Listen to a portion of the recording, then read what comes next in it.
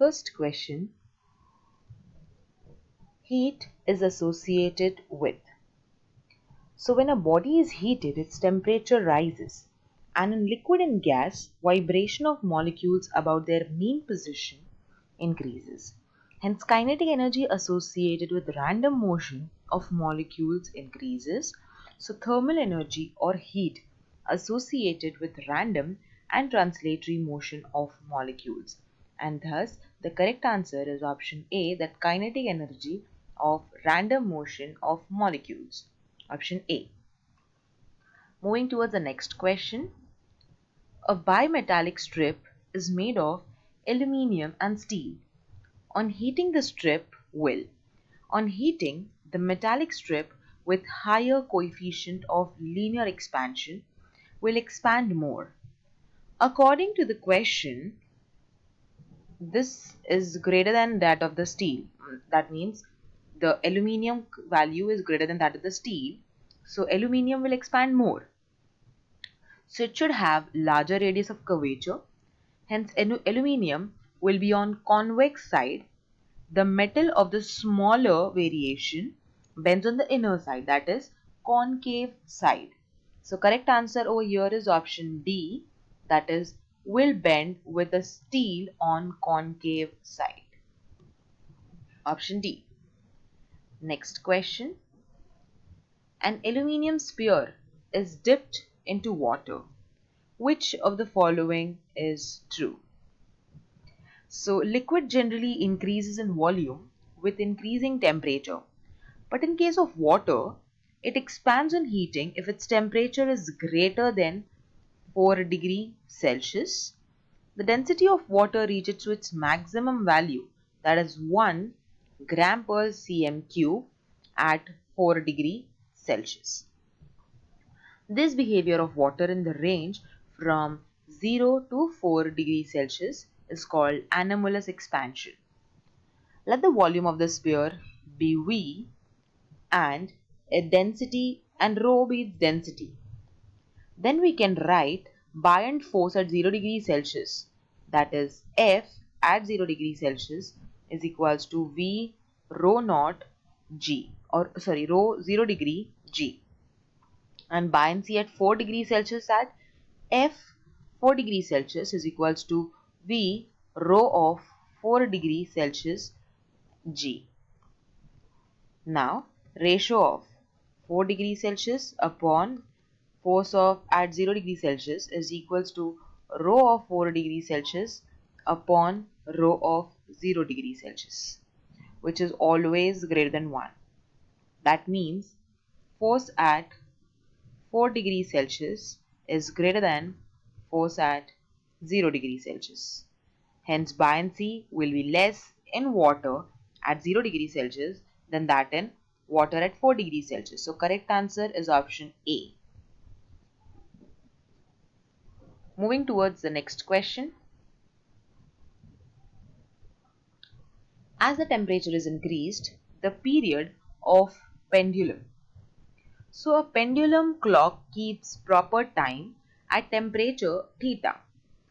If the temperature is increased to, initial is suppose theta naught, and if the temperature is increased to theta, then due to the linear expansion, length of pendulum increases and hence its time period will increase. Let t is equals to 2 pi under root of L naught upon G at temperature theta naught,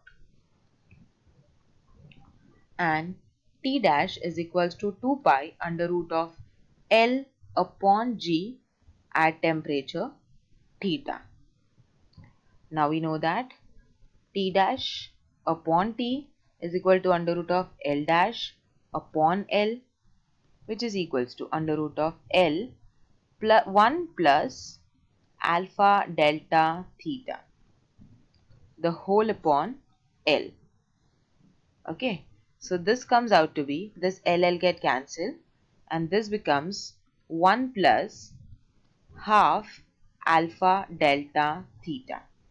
Okay, so therefore the change or loss or gain in time per unit time lapsed is T dash minus T the whole upon T is equals to half alpha delta theta, and the fractional change in time period, that is delta T upon T, is equals to half alpha delta theta.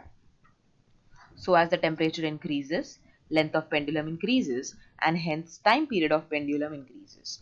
Due to increment in its time period, a pendulum clock becomes slow in summer and will lose time. So correct answer for this question is option A, because increases as its effective length increases, even though its center of mass still remains at the center of the bob. Moving towards the last question, a uniform metallic rod rotates about its perpendicular bisector with constant angular speed if it is heated uniformly to raise its temperature slightly. So when the rod is heated uniformly to raise its temperature slightly, it expands. So moment of inertia of the rod will increase. Moment of inertia of a uniform rod about its perpendicular bisector is given as I is equals to 1 upon 12 m L square, where delta T is the increase in temperature of the rod and the changed length, that is L dash, is equals to L into 1 plus alpha delta T. The new moment of inertia of the rod will become I dash is equals to ml L dash square the whole upon 12. This is 1 upon 12. Yeah. So L dash is equals to, I wrote here, that is m upon 12 L into 1 minus, sorry, it's plus 1 plus alpha delta T the whole square. Okay, so now ml square, we'll take the common things here. So it is m L square upon 12, a plus b the whole square will become 1 plus 2 alpha delta T plus alpha square and delta T the whole square. By solving it out, it comes out to be I dash is equals to I 1 plus 2 alpha delta T. If the temperature increases, moment of inertia will increase. No external torque is acting on the system, so angular momentum should be conserved. Where L is the angular momentum, I omega will become constant.